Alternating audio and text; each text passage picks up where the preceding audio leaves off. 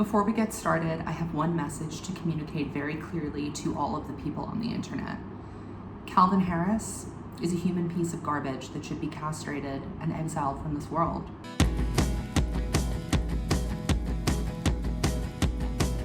Welcome back to my channel, everyone. I did not think that I was going to be back here doing another Taylor Swift video, but the response to my folklore reaction was so nice that I thought that I would maybe try and do some more Taylor Swift content. So if you're interested in more analysis from a Taylor Swift historian slash folklorologist, please hit the subscribe button below. Maybe check out my podcast, The Evolution of a Snake, that I co-host with a good friend of mine, another longtime Swiftie, where we deconstruct Taylor's career going year by year.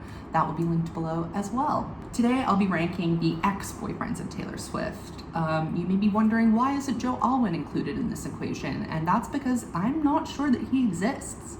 I really think he's like a mirage or a hologram or a stock photo come to life. We don't know much about him other than the fact that Taylor Swift is absolutely fucking obsessed with him, and he's the latest muse. And maybe the permanent muse, who knows? Like any diligent academic, I have put together a list of the confirmed boyfriends of Taylor Swift. Now, we're not gonna go into the rumors, we're not gonna be exploring the Corey Monteiths, or that guy from Parachute, or Kaylor. So if you're here for any conspiracy theories, I suggest you go somewhere else. So on my list are the confirmed boyfriends of Taylor Swift. These are the muses that have appeared in the songs. These are the guys who have been publicly asked about Taylor Swift and have confirmed that they have dated her. And so I am going to go through all of them, and we're gonna do pros and cons, talk about how they fit into the Taylor Swift legacy, and then at the end I'm gonna rank them all. But spoiler alert, Calvin Harris is dead fucking last. I think we should go in chronological order. So let's start with Joe Jonas. He came into Taylor's life at a time when she was really obsessed with boys, to be honest. Fearless Taylor was all about getting into a relationship and writing songs about it. He was also her first celebrity boyfriend. I mean, before we had Drew and Steven, and it didn't really matter when she called them out by name because, like, who are they? Teenage boys sitting in the back of a pickup truck slamming beers. We don't care about them. But Joe Jonas was kind of a popular guy at this time. He was definitely more popular than Taylor. He had her come out and perform Should Have Said No on one of their tours. This was before Fearless even came out. And we know that Fearless was pretty much almost done right as Joe broke up with her. And Forever and Always, the first song that we have about Joe Jonas, it was a last minute addition to the record. She had to rush to get it included. And I think it's one of the best songs on Fearless. So thank you, Joe Jonas, for that opportunity. So the pros of Joe Jonas. He gave us the Holy Trinity. And if you're unfamiliar with the Holy Trinity, I like to call it the progression of Forever and Always on Fearless to Last Kiss on Speak Now to Holy Ground on Red. Now, are you seeing what I'm seeing? It's a trajectory, it's a story, it's the emotional development of our protagonist, Taylor Swift. I mean, Forever and Always, we have the rage and the anger. Last Kiss, we have the hurt and the sadness. And then Holy Ground, we have this beautifully mature nostalgia. It is truly one of the greatest things in her discography, and I love how she's self-referential and she kind of links back to things that she's written before. If you go through the secret messages of all of those songs, all you have to do is a little bit of simple addition, and you know that each of those songs is about Joe Jonas. So I think that that was a really beautiful beginning to end story, and it's even more wonderful that now she sends his baby presents.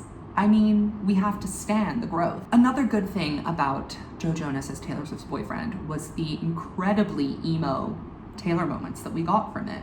She had just kind of realized her power as a public figure, or maybe she hadn't realized how powerful she quite was at that point. But she was blasting him everywhere. She went on the Ellen show, she was talking about a phone call, she was making little video blogs about the Joe Jonas doll breaking up with the Taylor Swift doll. And she also sang about him in her SNL monologue. I mean, this was a moment. It was a moment in time. And I think it was all pretty iconic, to be honest. So the cons of Joe Jonas. He seemed dumb. That's the first con. I really think that, like, you know, men emotionally mature later than women, and he just seemed like a fucking idiot, to be honest with you. He seemed like he didn't really care that much about Taylor, and Taylor got, like, really involved. But he did write a song called Much Better, which is a song that is not much better than any song Taylor Swift wrote about Joe Jonas. So I mean, there you go. Every tongue that rises against her shall fall. We also have the drama with Camille Bell. I don't really want to get into that too much, but listen to Better Than Revenge and Much Better and Forever and Always. And that's some like 2008 to 2010 beef. That's what we used to work with. We weren't getting all these social media posts. We were getting like subliminal hidden messages that we had to decode, and that I really liked. Yeah, so I guess a con would be that Joe Jonas led her to write probably her least female-friendly song of her career. I mean, she's publicly disowned this song, so that's kind of a bummer, but it still slaps. Feminism off, Better Than Revenge on. There we have it. That's Joe Jonas. Next up, another celebrity boyfriend, Taylor Lautner. I have so many warm feelings towards this relationship. Does anyone remember Taylor Squared? Cutest ship name ever. I was on Tumblr at the time. I was reblogging all these edits. They were in Valentine's Day together. We got Today Was a Fairy Tale about him, and it all kind of seemed like a fairy tale.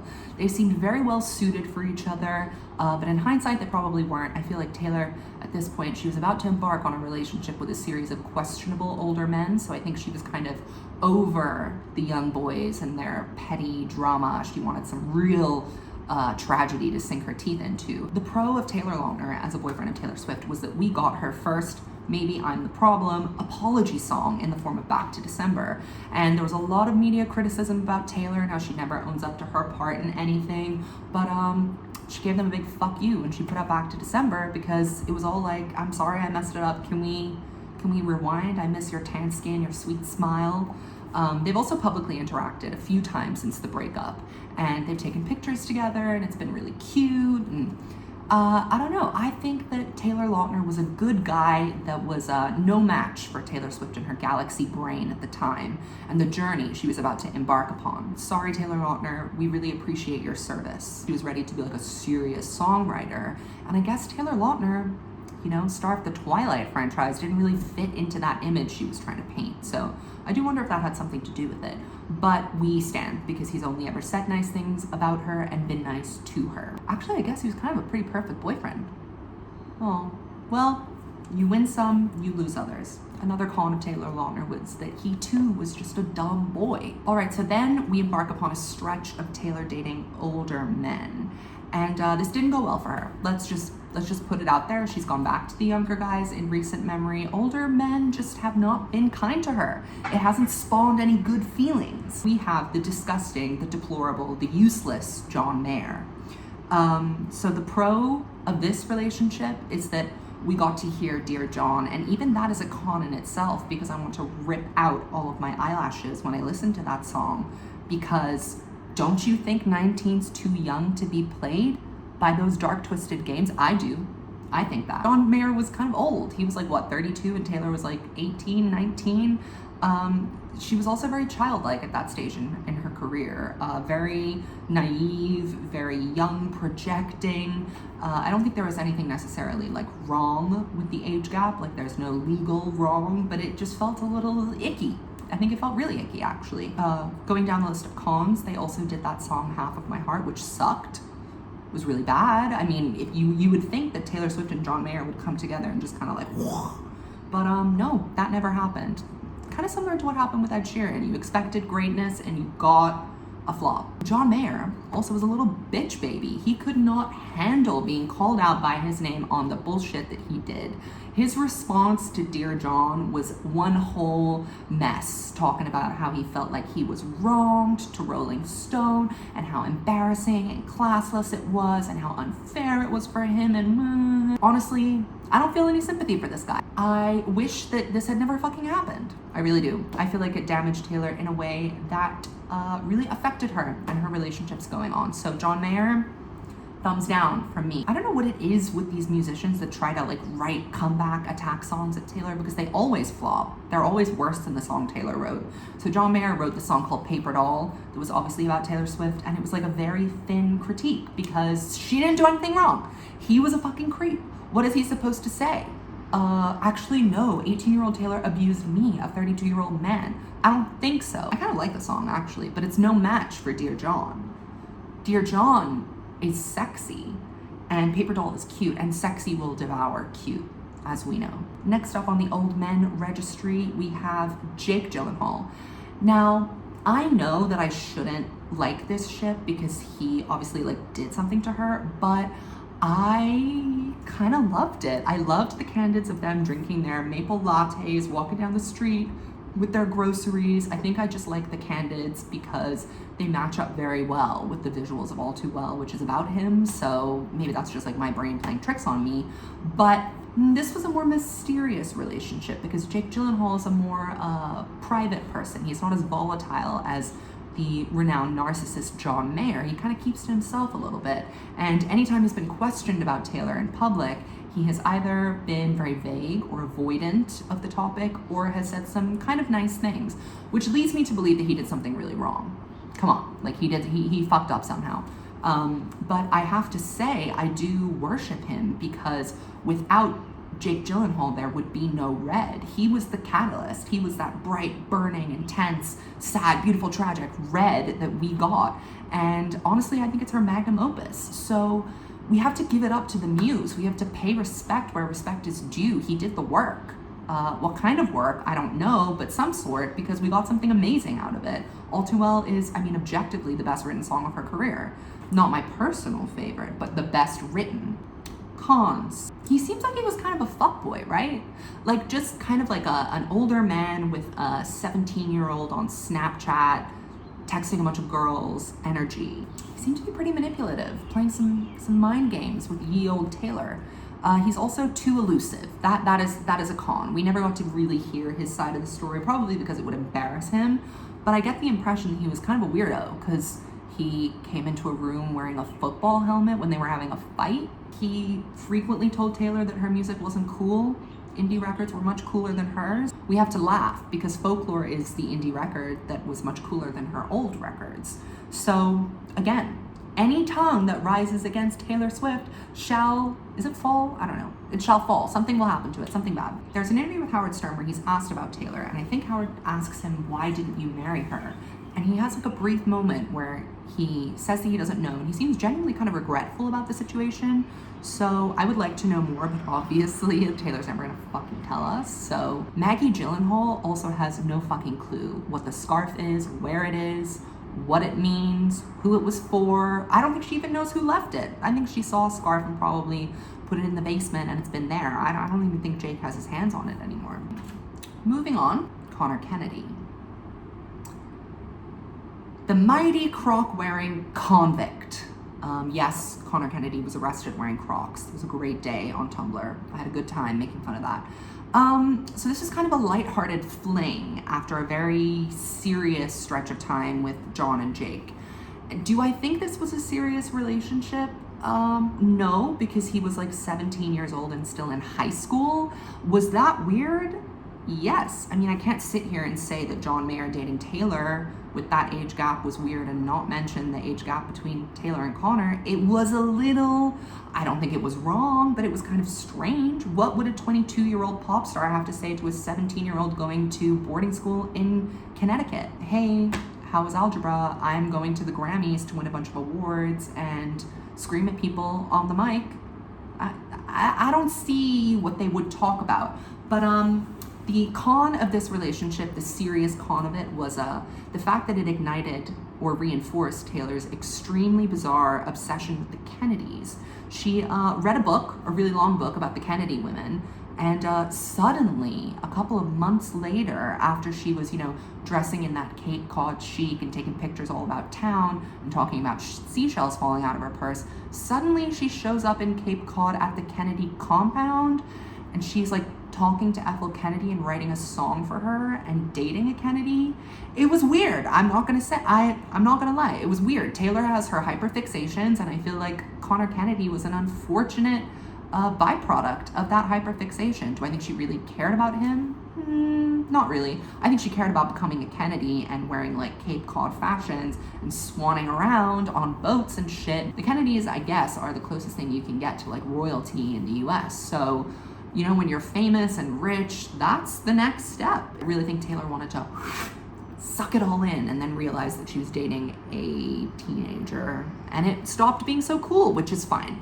The songs that he inspired were not so interesting. Everything Has Changed and Starlight, I mean, I can give or take those. Even though they're on my favorite record, I would never pick those as highlights. So as a muse, Conor Kennedy, not so much, but we appreciate the candids. The photos that we got from that time were pretty wonderful. The style was great. The swimsuits were very retro chic. Another small con would be the photos of them making out. I was a little disturbed. Moving on, we have the Holy Grail. The fucking Michelangelo of Taylor Swift boyfriends. Harry Styles. Now, I know that a lot of people don't think that this was a good relationship, and I don't think it was a good relationship, but it was the juiciest, it was the most dramatic, it was the most revealing, and it was my favorite, okay? It was my favorite. I loved it. It was prolific, it was misunderstood, and it's never been done before or since. So the pros. Let's go with the pros first because I'm all about the pros. The candids. The candids are iconic. The pub in the UK where they did a face swap of Harry and Taylor. Legendary. The Dirty Dancing lift in a bar. Legendary. It was a rom-com that ended horribly. We would have no 1989 without Harry Styles. Taylor Swift wouldn't have put on her big girl boss shoes and moved to New York City and started singing about putting her broken heart in a drawer unless she had a broken heart to put away. And who gave that to her? Harry Styles.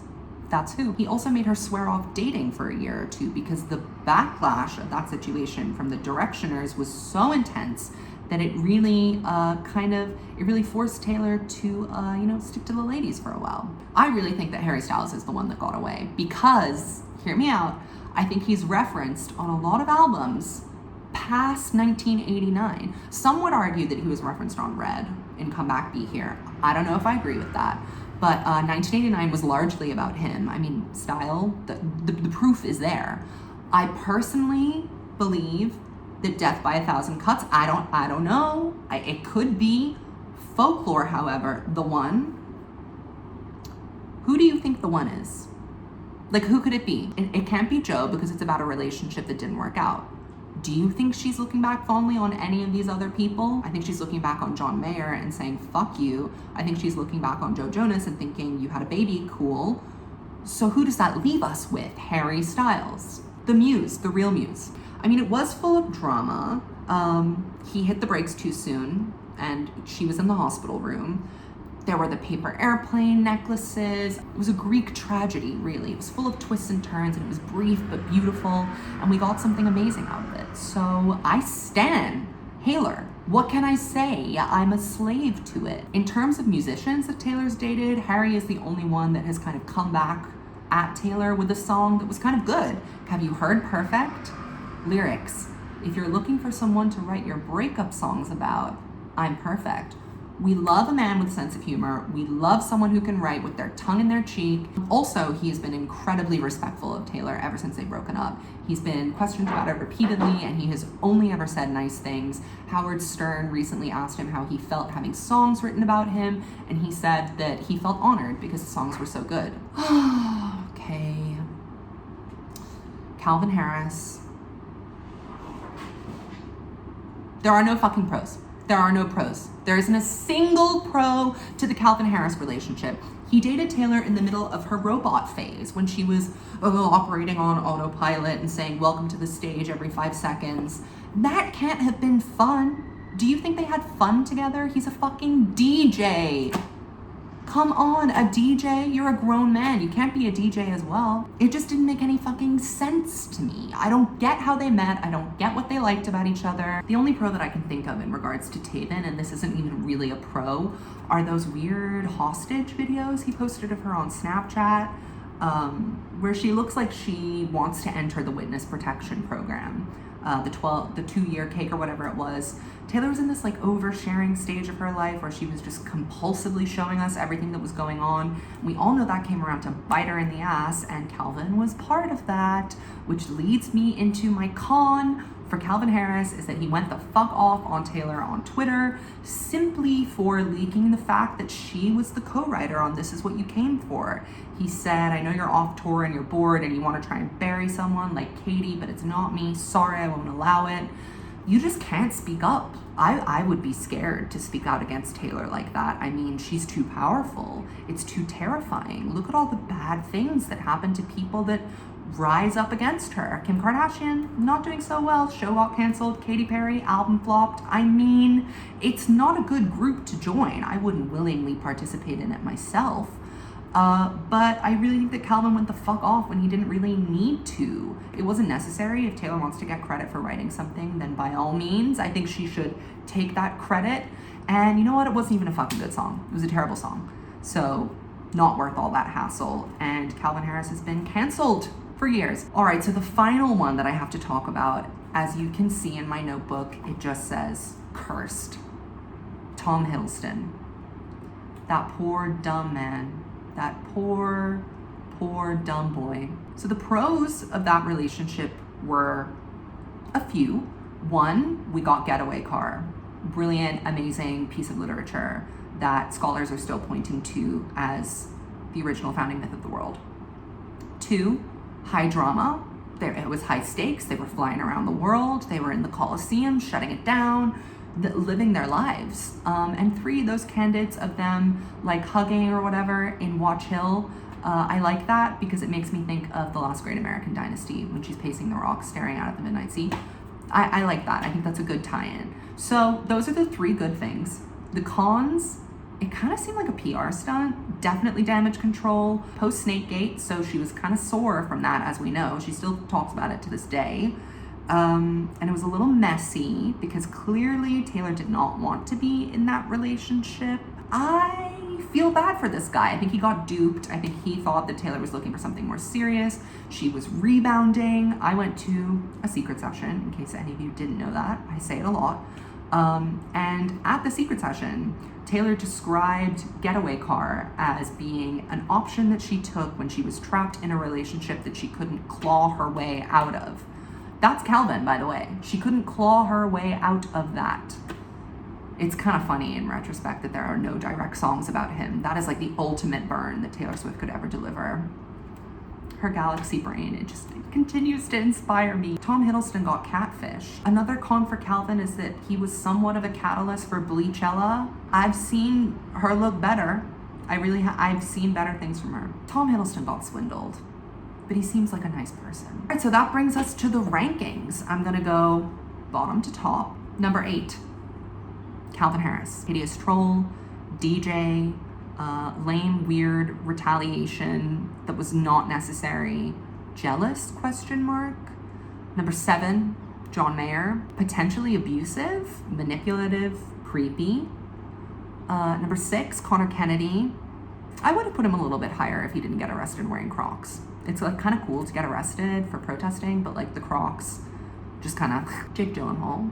Because of Red, okay? I had to. I know it wasn't a good relationship, but we're looking at the outcomes, you know? What did we learn? What did we gather? What did we collect? A lot from Jake Gyllenhaal. Taylor Lautner, we have to stand.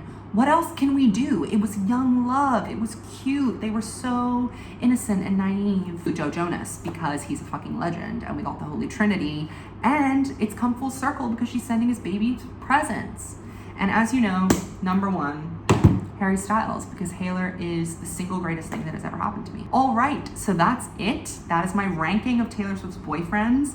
If you would like to see more videos from me, please give me some topics, things to talk about. Do you want to know what I think about certain albums or eras or relationships? I don't know.